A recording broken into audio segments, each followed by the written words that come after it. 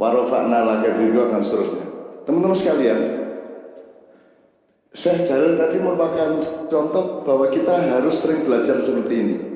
Tadi yang diomongkan beliau, kalau yang di depannya menteri-menteri itu tidak laku, mereka tidak akan mau melakukan itu.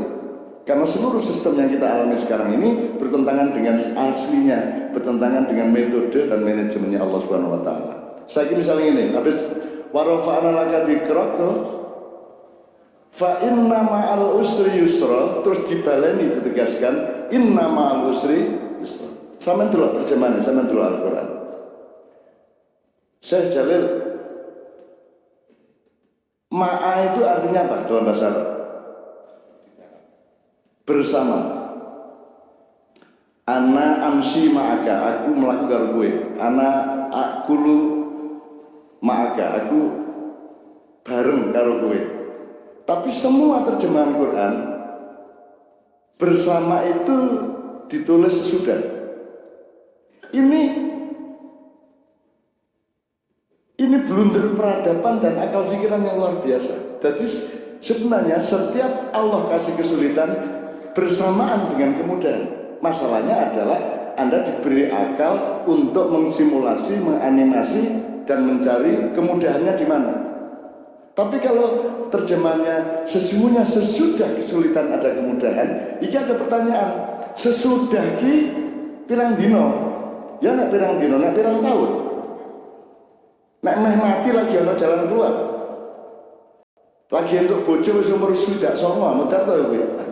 Gitu. Jadi ma'a itu bersama, sudah ada kesulitan, kemudian sudah ada. Kenapa diterjemahkan sesudah?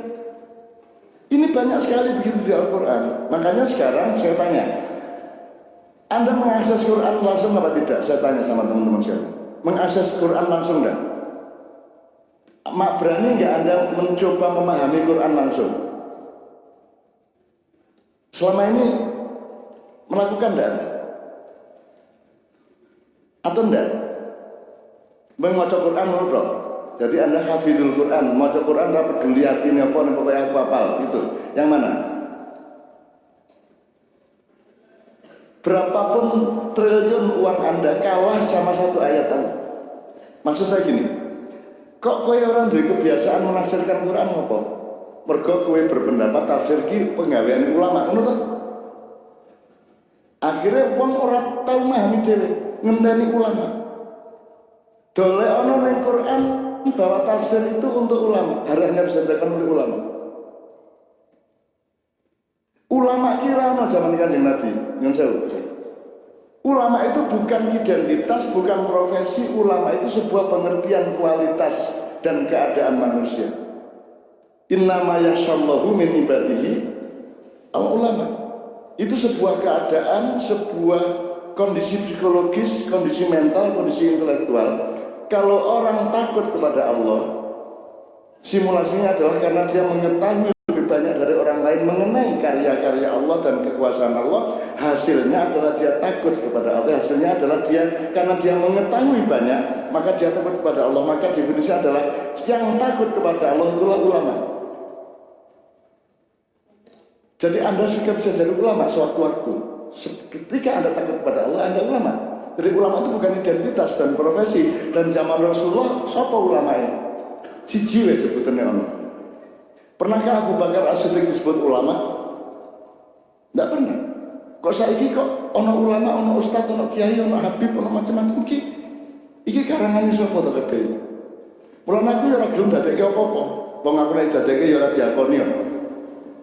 Aku penyair wis dibenci karo sekarang ada, besok ini ada, sekarang ini ada pertemuan sastrawan ASEAN di Kudus.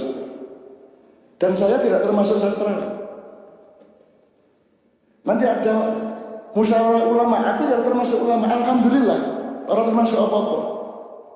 Karena ulama ini yang di Quran itu identitas. Ulama itu satu kondisi, begitu engkau bermakrifat terhadap hakikat hidup dan engkau mengetahui betapa berkuasa dan kasih sayangnya Allah, maka engkau adalah ulama. Karena ketakutan itu. Betul. Nah, jadi bahwa sekalian saya tadi tanya, Anda pernah nggak mengakses langsung ke Al-Quran? Biasanya tidak, karena sudah diumumkan sejak kecil bahwa sing nafsiri Quran itu neng kiai kalau ulama itu. Iki aku ora bantah lho ya, nek pokoke ngono ta ceritane. Aku saiki takon. Quran iki dienggo sapa? Allah berfirman untuk siapa? Untuk ulama? Lah kok kudu liwat ulama? Alasannya karena ulama memenuhi syarat untuk menafsirkan.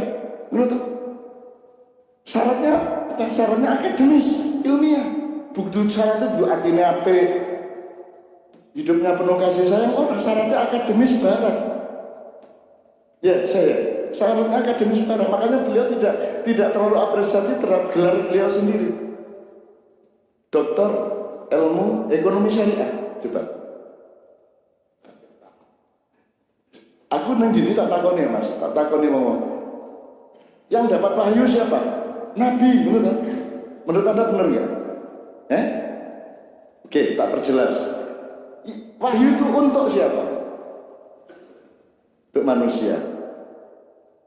Nah, Nabi fungsinya apa?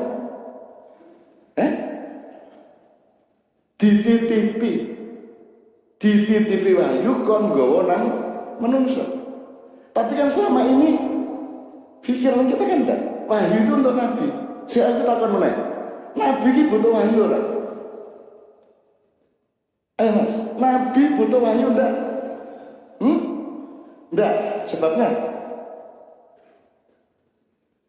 nek dia isih butuh wahyu orang dadi nabi no. Orang dadi nabi mergo wis beres. Maksum, sudah dikasih ilmu, diajari Allah, dia tidak perlu butuh wahyu lagi. Sing butuh wahyu itu kowe karo aku. Lalu ke orang langsung kan yang dimanipulasi. Kuabe untuk wahyu terus datang ke bapaknya cewek yang cantik, Pak saya dapat wahyu dari Allah, disuruh menikahi anak bapak. Mutar gue. Maka dilokalisir melalui satu loket, ya Nabi Daud, Nabi Musa, Nabi Isa, Nabi Muhammad. Itu pun eskalatif. Sekarang saya tanya, dikit lagi ya sebelum Nabi Manusia. Saiki iki dunia iki rasa kok urus lucu bisa. Ono umat Injil jenenge Kristen, ono umat Yahudi jenenge Yahudi, ono umat sing Zabur ana ya. Ono umat Hindu, umat Buddha. Ini dia Joko Kondo di luar ruangan meneng ya. Saya tanya, Anda tahu Allah menurunkan Taurat, Zabur, Injil, Quran. Kui papat posisi aku takon. Menurut Anda itu 4 apa 1? 1. Berarti agama ada berapa? 1. Lumayan nih. So, agama biasanya papat. Nek mergo kitabe papat loh.